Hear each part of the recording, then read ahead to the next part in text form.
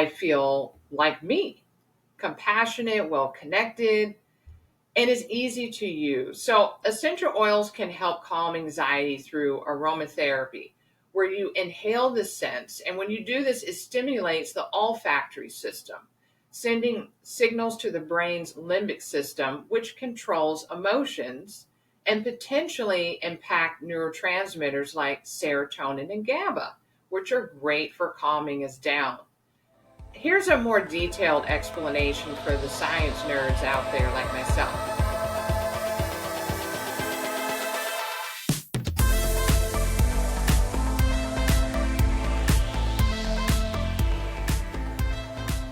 Welcome to the Butterfly Event Podcast. This podcast is all about embracing emotional regulation and building emotional resilience. I'm your host, Heather Hewett, double board certified naturopath, clinical nutritionist, and somatic trauma therapy certified. Please like and subscribe to my channel if this episode resonates with you, you like the podcast, and please comment. Well, today I'm sharing my personal journey. I'm going to share specifically on 10 different methods that I found to heal anxiety or get control of anxiety. Now, I've tried a plethora of different methods. I even made a chart in the past and I lost track. There were so many. So I'm taking the 10 popular ones, the ones that I felt and had gotten some relief from, and I'm going to share with you my journey today. So if you've been struggling with anxiety, you may find that some of this resonates with you, and I'm so glad you're here to listen. I've tested everything from mindfulness practices to lifestyle changes, and today I'm going to share with you the number one methods that have helped me. Speaking of mindfulness and meditation, that's method one. Well, what is it? Just a quick overview of mindfulness. It is purposeful is to reduce anxiety. Mindfulness is the practice of paying attention to the present moment without judgment, and you're focused on your thoughts, feelings, and sensations as they arise, and you stay present rather than getting caught up in the minutia and on that hamster wheel of negative thoughts loops in your mind. And meditation is a practice that involves focusing the mind on a particular object through thought or activity to achieve a state of mental clarity and emotional calmness. It's often used to reduce stress and improve overall well-being, and I've tried both. I've tried mindfulness and meditation with deep breathing. It was wonderful. I even did it while eating because there's mindfulness meditation and mindfulness eating, where you have no distractions and you're fully paying attention to your food and sensations that you're experiencing. And I even did this while walking. I did feel calmer and more in control. And the key was focusing in on breath, your breath and what you're doing with that. And I learned that I was holding my breath a lot. I also learned that I would get caught up in negative cognitive distortions and negative loops, and I allowed to get the best of me. I did try the Calm app in YouTube, and the Calm app was great, but you have to pay for it. And there's a lot of free mindfulness meditations on YouTube. I mean, I loved using the ones especially that had soothing music along with scenes from nature. I tried to make it as immersive as possible. And I used this especially during stressful times at different jobs I was at or going through stressful periods in my life. And I even tell myself now I could just use this for a few minutes if I need it. It's not, you have to do it for an hour in order for it to be the most effective. That isn't true. You can use it for short periods of time. I also use essential oils along with mindfulness and meditation work. It really helps me shift over to that parasympathetic response a lot quicker. And, it made me difficult to start. any of these types of modalities, especially if you have this unrealistic or big expectation around it helping tremendously and curing you, it's not going to do that. You have to use this over and over and over again. And over time, you will tone that vagus nerve and you'll be able to shift over into that parasympathetic response. And you'll be able to learn how to control anxiety. When you use the app, it can give you notifications and reminders as to when to do it. I highly recommend taking time out to do this 1 or 2 times a week. It really helps you to reconnect with yourself using these techniques. It also is going to give you surprising insights. Like I had a surprising insight that in my mind, I needed to use it for an hour, but I found just doing it for 3 to 5 minutes did wonders to help control my anxiety and keep it under control. So at the end of each of these methods, I'm going to give it a rating, and I would give this a 4 out of 5 stars for helping anxiety. Method 2, exercise. What it is, well, physical movement helps release endorphins, reduces stress. You can do anything from power walking to intense resistance and strength training, riding your bike, stretching, Pilates, you name it.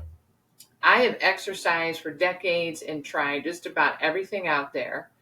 And there were a few periods in my life I did not exercise for a time, and I had the worst depression and anxiety when I was not exercising on a regular basis. I could not control my impulses, and my autoimmune disorders that I had been diagnosed with in the past were out of control. Now I work out 4 times a week. I get in some type of resistance strength training. I get on my Peloton bike for an hour. I do bike riding outside, and I do running and sprints in between sets with strength training, and it works miracles. Exercise not only helps the body in a physical way, but a physiological way, and also helps the brain. And I work out for my sanity and mental and emotional well-being. I used to say, it's my medicine, but now I say, no, it's my oxygen. Because medicine you may be able to go without. Oxygen, I cannot. And it's not like I'm one of those people like, oh, I can't wait to exercise. It's not like that. I look forward to the reward of the neurochemicals that I receive after. It also boosts your confidence, and I'm able to release emotions that have been pent up, especially anxiety. Research shows it improves memory, mood, focus, reduces risk of cognitive decline and neurodegenerative diseases. It helps hormone function. Hormones specifically like cortisol, which can play a key role in anxiety. We need cortisol. It's necessary for life. However, if we're engaging and being stressed all the time, or maybe very radical extreme diets, it could really increase cortisol and it gets out of control. And exercise helps our bodies use cortisol properly. I tried group exercising and coaching like CrossFit, also group exercising at my health club, spin classes, you name it. I like to do a balance of different trainings every week. It keeps me from getting bored and helps prevent the overuse of joints, etc. And I don't want injuries, especially at my age. It just gives me a whole well-rounded cardiovascular as well as the skeletal benefits. All exercise gives great benefits, and the exercise that benefits me the most, anxiety-wise, is intense cardio, aerobically effective exercises, along with strength and resistance training, like and HIIT as well.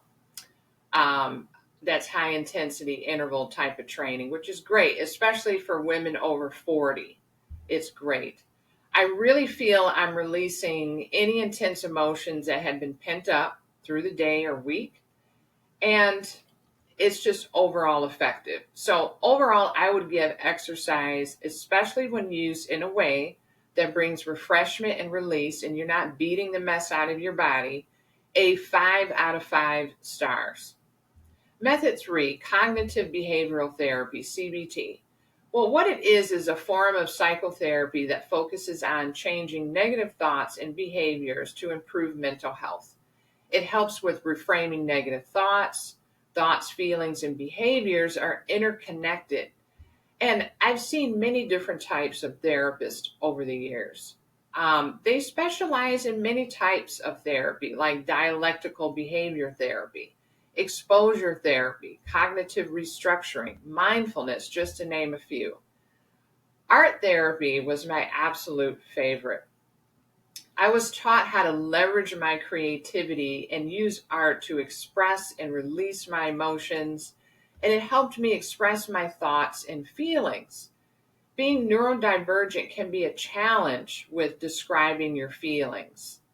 So, to give you an experience that I had, there was a couple of jobs that I had left, and I went to my art therapist, and she had me, of course, draw out the last scenes of meetings that I was in.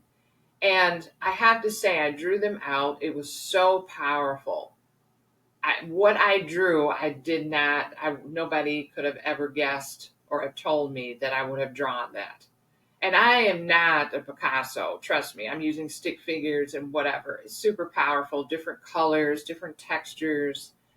It's awesome. So now, anytime I have a tendency to look behind in my rearview mirror back at these particular places, I do what my therapist recommended, my art therapist, and I look at this picture and it reminds me of how miserable I was when I was there and how stressful it was for me and how my intuition was correct in leaving because I am happy and feeling free and free to express myself. So it's a reminder. Not only does it bring it to life, you get your emotions out on paper.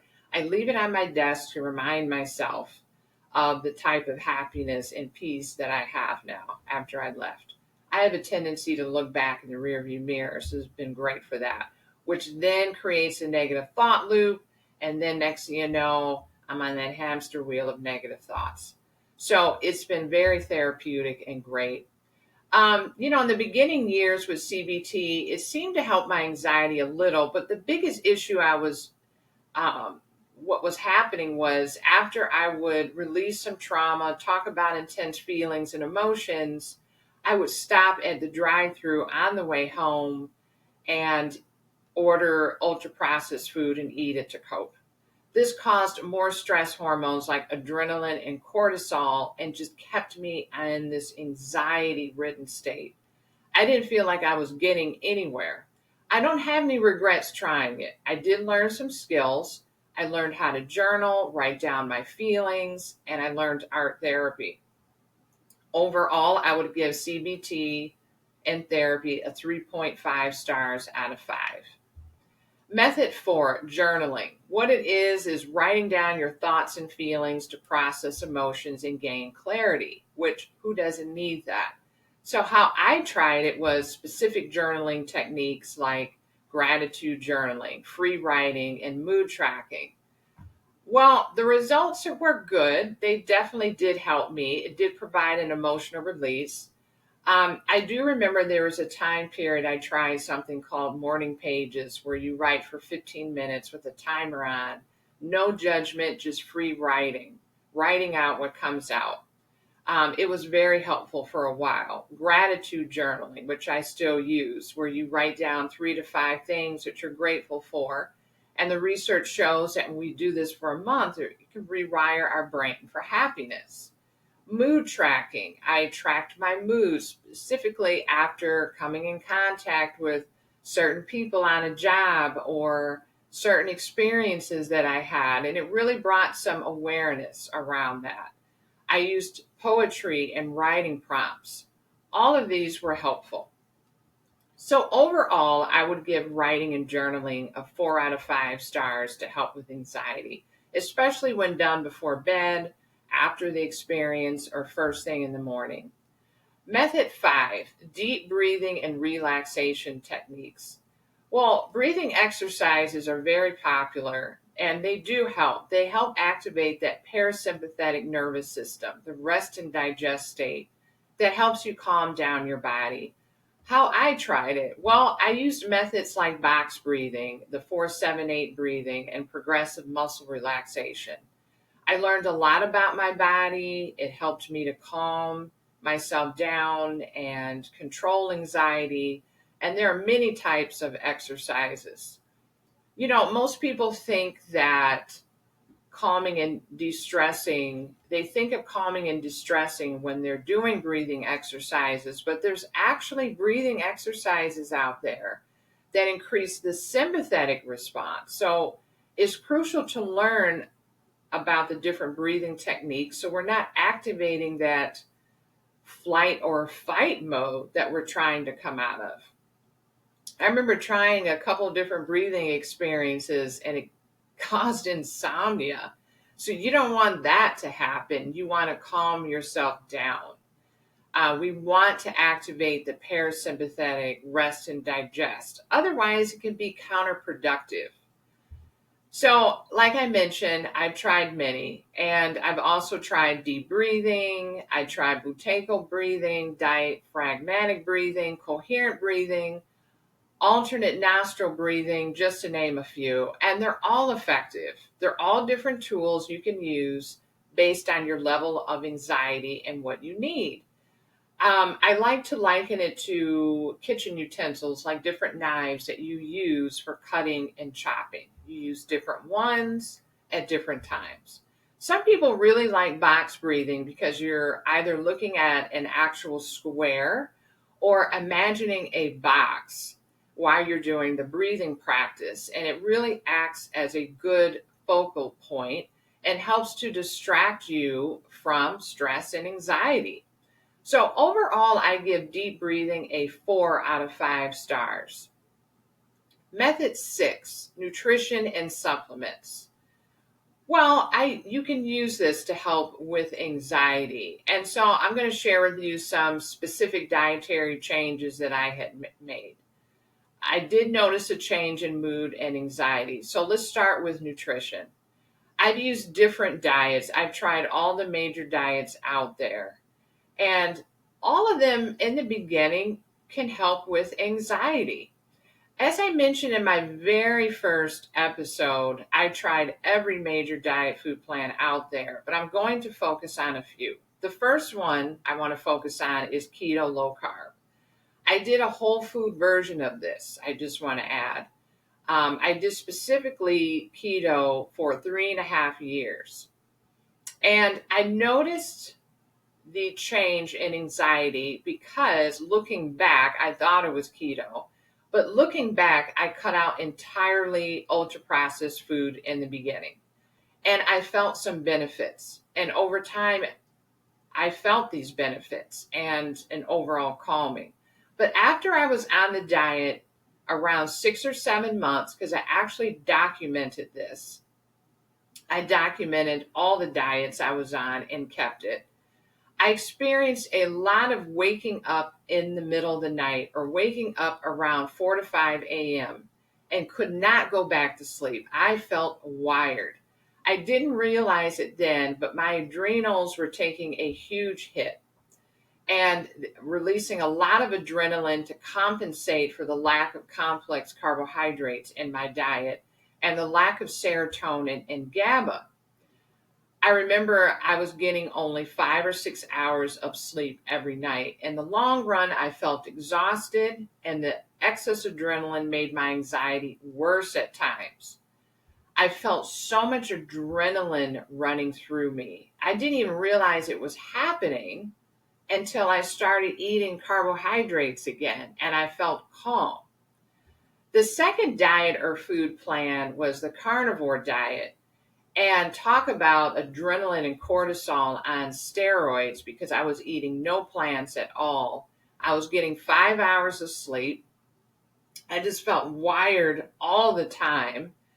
And yes, I did not have that level of anxiety that I had when I was eating ultra processed food and, in particular, refined sugar.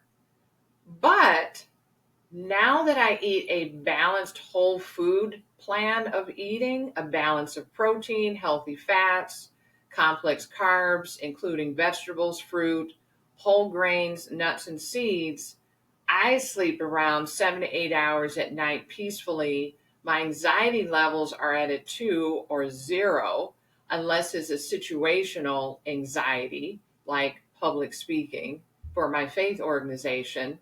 Rarely are they above that. And I credit this to me eating around 30 or more different plants a week in variety and diversity, as the research shows, helps you to have a healthy gut microbiome.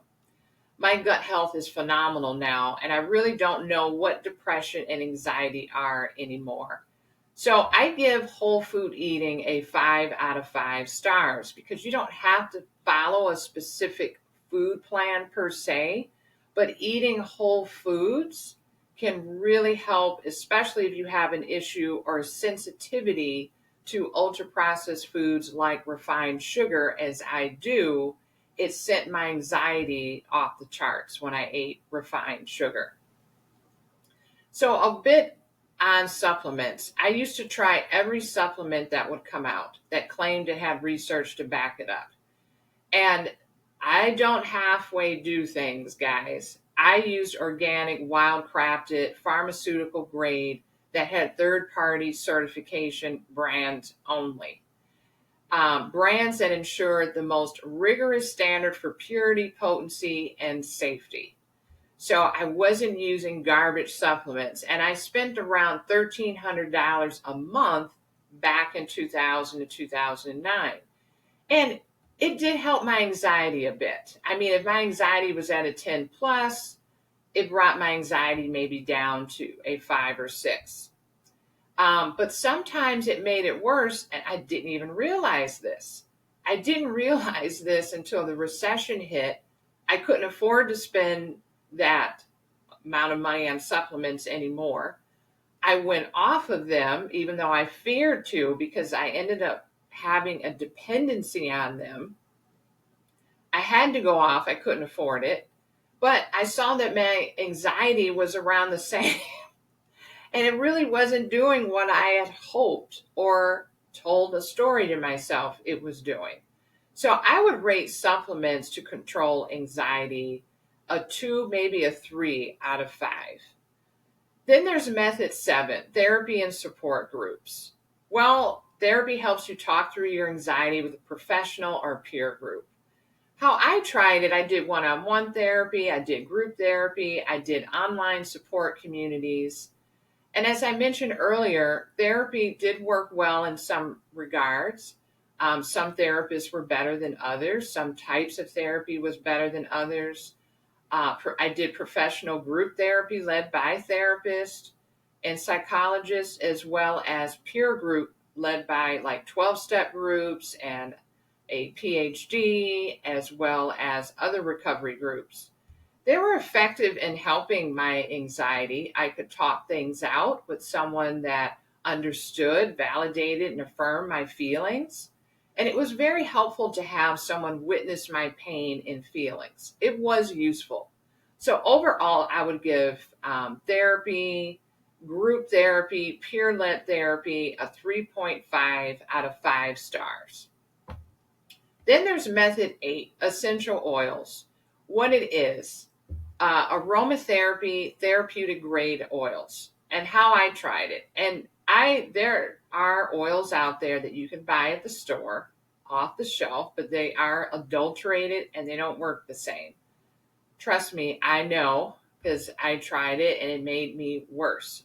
So make sure you are using really good essential oils. If you're not sure what they are, reach out, message me, and I can help you with that. I use them in diffusers. I inhaled them internally. I use the ones that you can take internally. I use them on acupressure points, and they worked fantastically, especially the great brands. And there are certain oils for me that are high in linalool. That's a constitute of the oil that calms me down instantly. And I feel peace of mind. I feel happy. I feel like me, compassionate, well connected, and is easy to use. So, essential oils can help calm anxiety through aromatherapy, where you inhale the scents. And when you do this, it stimulates the olfactory system, sending signals to the brain's limbic system, which controls emotions and potentially impact neurotransmitters like serotonin and GABA, which are great for calming us down. Here's a more detailed explanation for the science nerds out there like myself.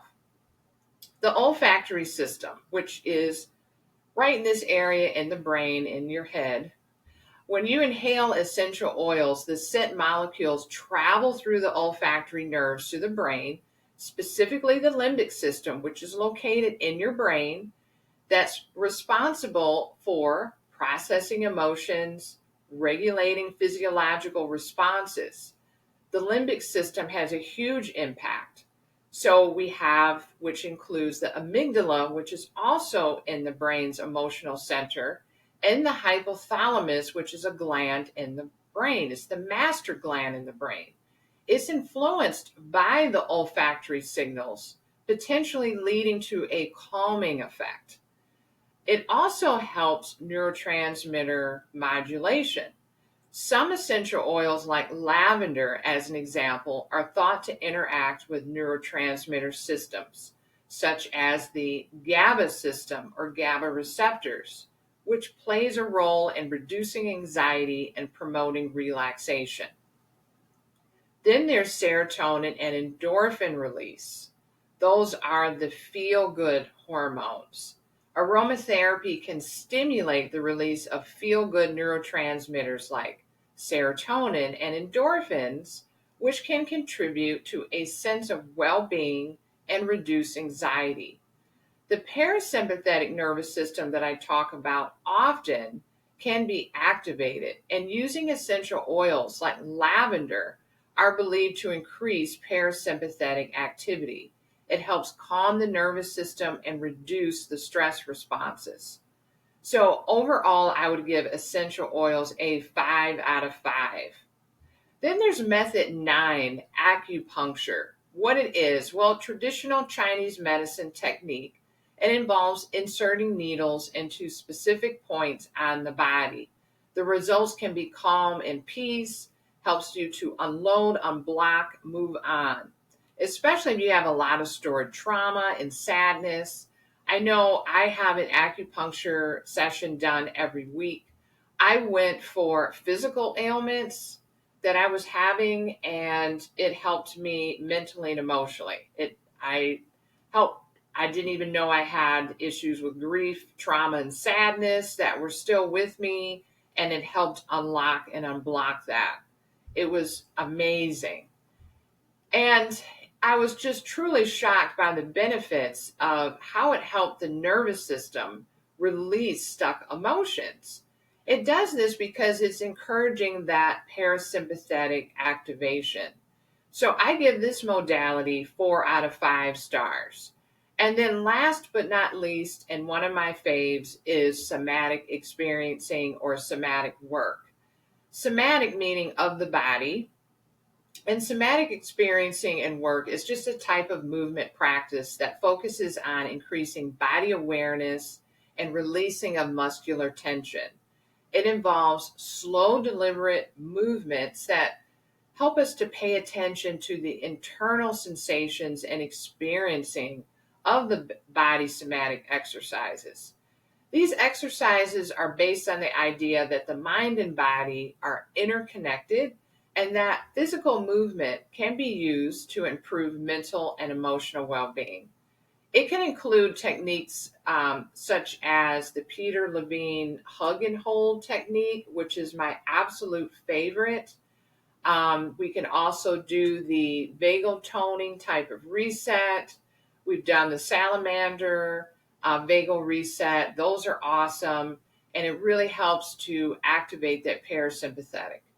And somatic work has been a gift in my life. I've seen it transform my clients.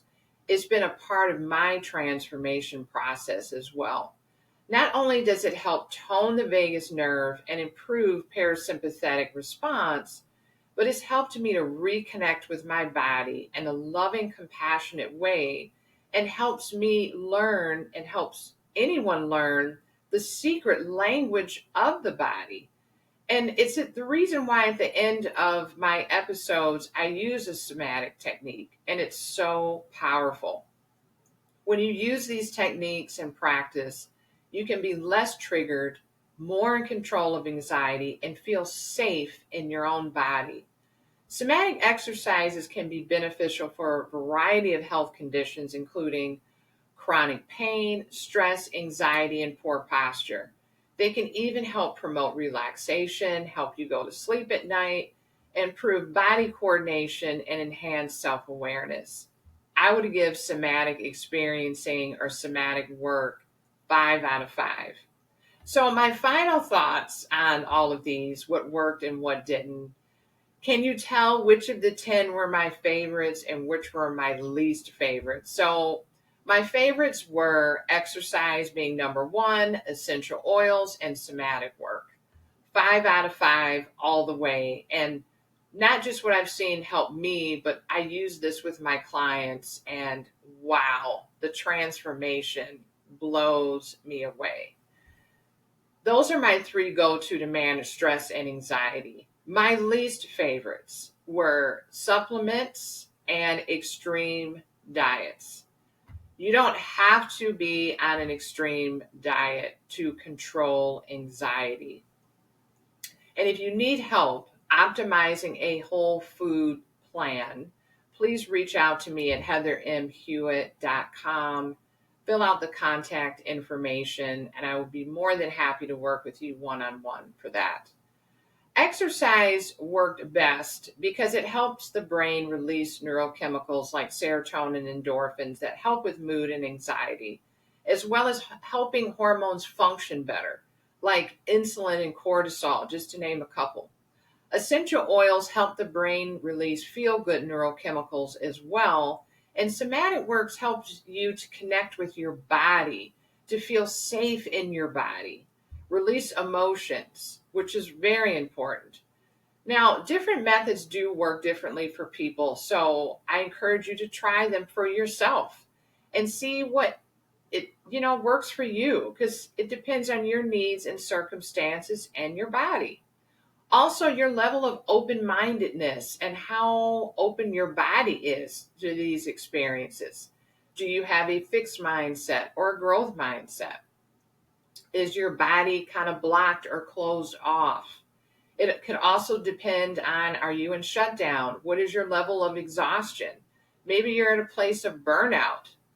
And when you're there, you may need a few supplements for the time being to get started, to give you that extra support and boost. I encourage you to experiment and give the experimentation several tries. Keep a diary or journal, track what happens. Ask your friends and health professionals if they notice any changes, because sometimes we can have confirmation bias and want something to work so desperately because we're in that place of desperation that we don't notice that it isn't working. I want to thank you for tuning in. And if you like any more information on doTERRA oils, please message me or leave a message in the comments. I invite you listeners to share your own experiences with anxiety. I would love to hear from you, and any healing methods that have helped you. Please share in the comments. That would be wonderful. We can have a conversation going around this. This wraps up today's episode. Remember, the journey of emotional mastery is just that, a journey. And by understanding the science of our brains and nervous system and implementing these tools, we can navigate our emotions with grace and resilience. If you find you need more support or one-on-one coaching, please visit my website and fill out the contact info at heathermhewitt.com. And if you found this episode enlightening, please share it with someone who might need it. And don't forget to subscribe for more insights, like, and also comment below. Remember to embrace the change and discover the beauty of transformation and embrace your inner butterfly. Bye for now.